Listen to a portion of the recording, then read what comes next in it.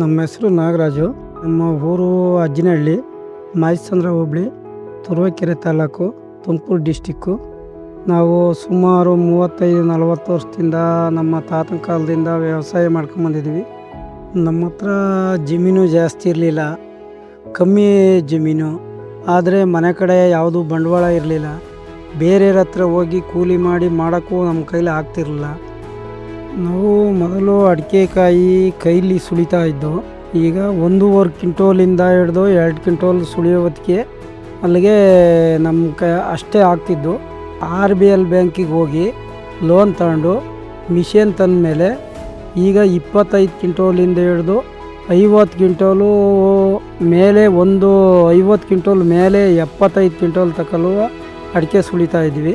ನಮಗೆ RBL ಬ್ಯಾಂಕಿಂದ loan ತಗೊಂಡು ನಮಗೆ ಭಾರಿ ಉಪಯೋಗ ಆಗಿದೆ. ನಾವು ಅದರಿಂದ ಮುಂದುವರೆದಿದ್ವಿ. RBL ಬ್ಯಾಂಕಿಂದ ನಮಗೆ ನಮ್ಮ ಕುಟುಂಬ ಇದು ಸಂಬಂಧದವ್ರಿಗೆಲ್ಲರಿಗೂ ಒಳ್ಳೆಯದಾಗಿದೆ.